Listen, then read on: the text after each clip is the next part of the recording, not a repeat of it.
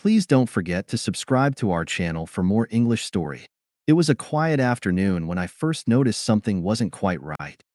Sarah, one of my closest friends, had been acting strange whenever we gathered. First, I thought it was just my imagination. But as days passed, I began to see things more clearly. Sarah was paying a little too much attention to my husband, James. I brushed it off at first, but my instincts kept telling me something was off. The first signs: James and I had been married for 5 years. We had a good life, filled with laughter and shared dreams. I trusted him, and I trusted my friends. So when Sarah would come over, I never thought twice.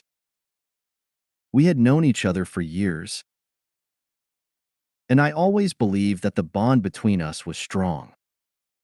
But as time went on, I noticed small, uncomfortable moments. She would laugh a little too loudly at his jokes, touch his arm a little too often, and find excuses to be alone with him. There were even times when I caught her gazing at him from across the room, her eyes filled with something I couldn't quite name. It wasn't until one evening that everything came to light. The truth revealed. It was after dinner one night when James and I were sitting on the couch, enjoying a quiet moment. Sarah had just left our house, and I felt a sudden urge to ask him, "James, do you think Sarah is acting a little different around you lately?" I asked, trying to keep my voice calm.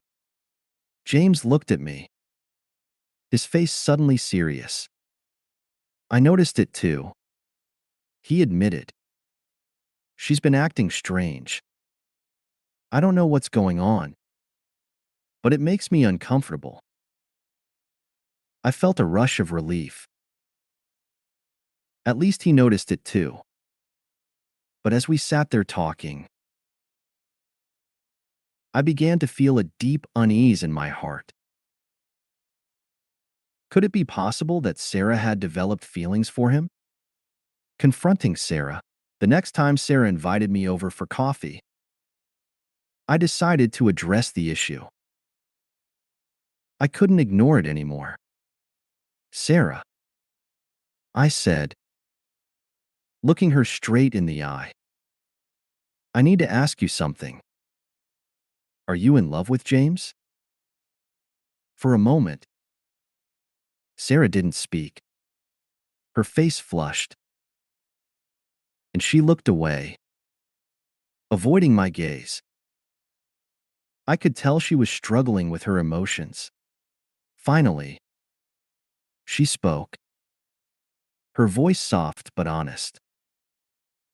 "I never meant for this to happen," she said.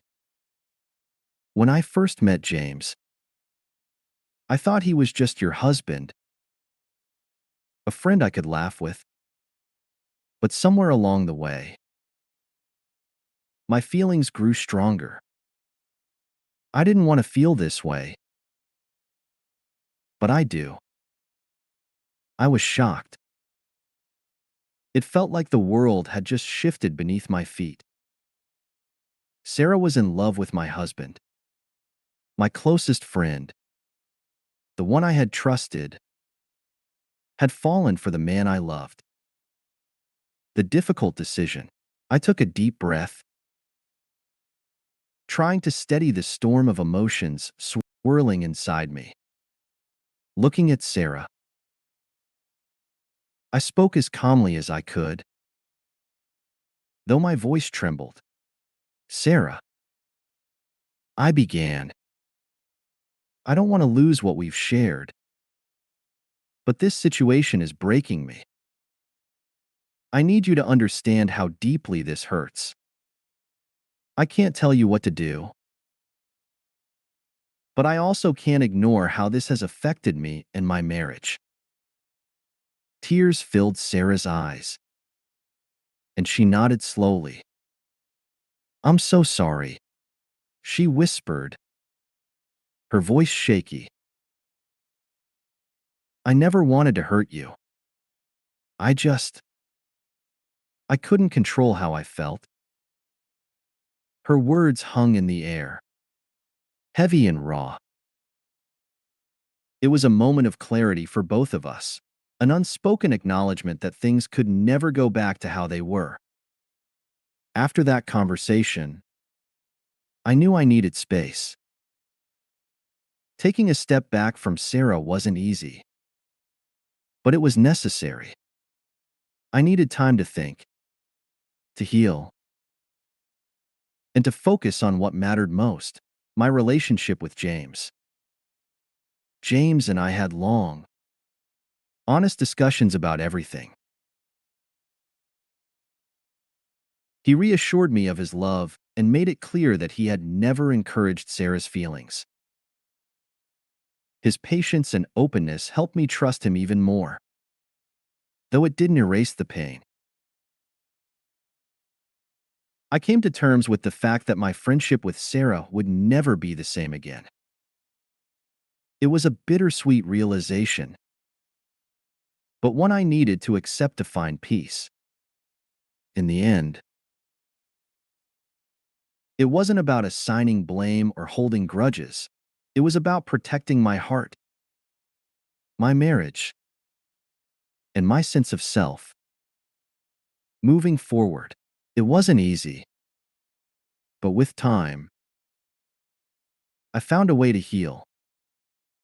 For a while, Sarah and I didn't speak. It wasn't because I didn't care about her, but because I realized I had to prioritize my marriage first.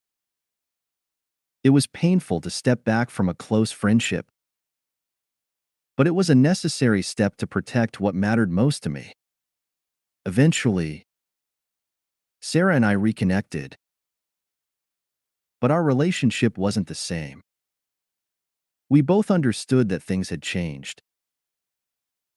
There were new boundaries, ones we respected because we knew trust, once broken, isn't easily restored.